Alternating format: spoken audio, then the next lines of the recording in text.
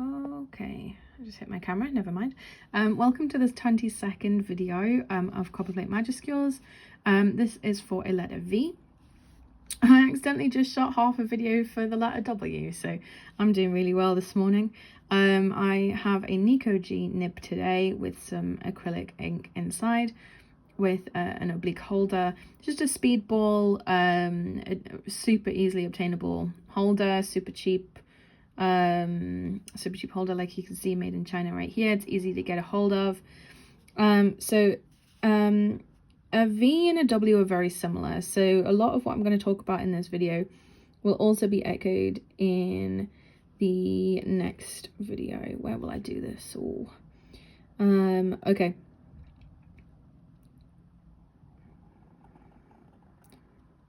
Oh, this is because I did half a video and then I stopped. And acrylic ink dries so quickly. I've got some skipping. Not great, but never mind. A V and a W are probably some of my favorite letters to do. Partially because they are a lot of fun and they're really easy to measure. So I mean, if I've got a capital V, I know exactly where everything goes. There's very little of not personality, but there's very little guesswork with a V and a W. Okay, I'll explain what I mean. Let me just finish cleaning this nib. Like I've mentioned before, acrylic ink, if you leave it on your nib, is an absolute blighter. So it will eat through your nib coating, it will affect your tines, so you've got to get rid of that.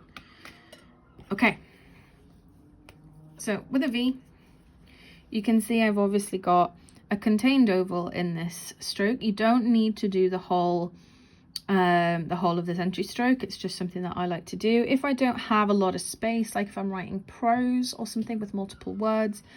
Then I can just cut it here and I can just do a compound turn. So I've got right here, oh, it'd be great if it focused, wouldn't it? There we go, a compound turn.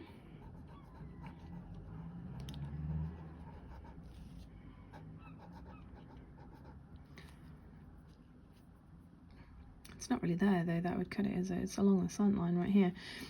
So that my area underneath should roughly match the area contained above, and again should match the area going into my V. So these three sections should be equal.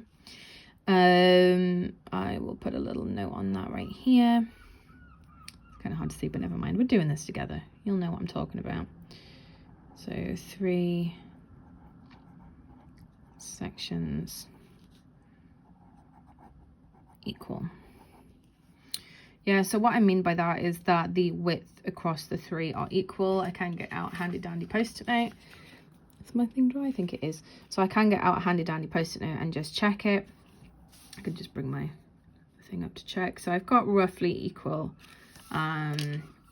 gaps in there. Then I've got a very different universal line of beauty for me, purely because this entry stroke right here is something that does not then allow me the right shape in order to be able to use my entire top third for getting to the slant line. So this is more close to an Eleanor Winters sort of universal line of beauty, where the half, so an entire half, is along the slant line. There we go. So I can just draw along the slant line there. That's quite sneaky, isn't it? So I can put half along the slant line rather than a third, which I normally do.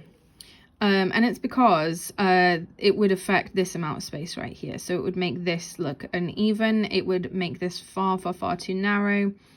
And also wouldn't give me the gradual increase in negative space, and I'm going to talk about that a lot here. So in a V, we've obviously got little entry stroke right here. This contained oval right here is totally optional. It's a flourishable area. It's very similar to an S, where a lot of the weight will be on the left hand side if you can flourish at all. But I mean, I've got quite a large area in here, so I may do something like that. I don't know, whatever. So just to bisect that space and make it look that little bit more busy. The important thing is that this area can be heavy. Let me move that over a hot minute. There we go. So this is a flourishable area. I'm just going to put that a little bit lower. So flourish here. Okay. Then we can talk about this. So you can see I've got a different universal line of beauty. I can put that right here. Yeah, so that is a universal line of beauty right there. So I'm going from very thin at the top and horizontal into my vertical along the slant line, and again into horizontal at the bottom. It is important that for me that you don't do a full downstroke down, like a full pressure downstroke, not like we had in the U, purely because with a V, this negative space is what's going to define your letter. So from the bottom, you need to be going from a very narrow amount of negative space, gradually increasing. So it should be like almost like a slice of pizza. It should be gradually increasing at a consistent rate, as consistent as you can get it. I mean, we're only human, but it should also mirror this angle. So whatever negative space increased rate I've got in here should echo here. I mean, we'll put that up to a third. There we go. All right. So a V also, you can flourish over here. I know that's a very common one to see. I tend not to. Am I still? Oh, I'm just in frame. That's nice, isn't it? I tend not to see very many, purely because most of my work is envelope addressing. So normally I've got multiple lines of text. If you've got something like place cards or you know, like house names or whatever, then you can very much extend this up. So it could go higher and loop around and do whatever you want. You can flourish on this side, so it means your legibility box is just this area right here.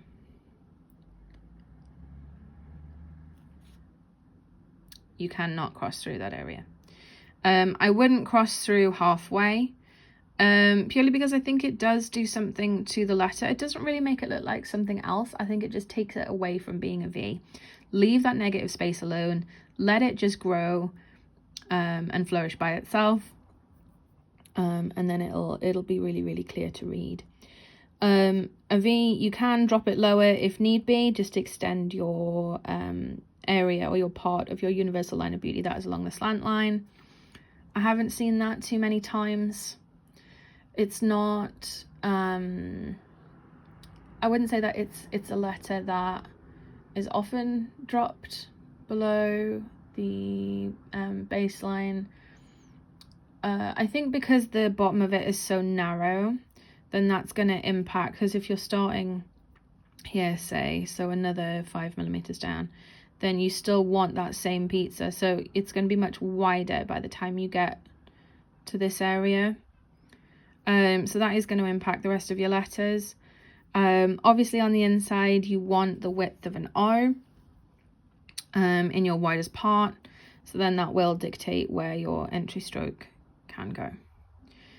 If you've got a ascender, I have no idea what word would require an ascender after a V. Maybe I'm missing something. If you can think of one, put it in the comments and I'd love to have a go.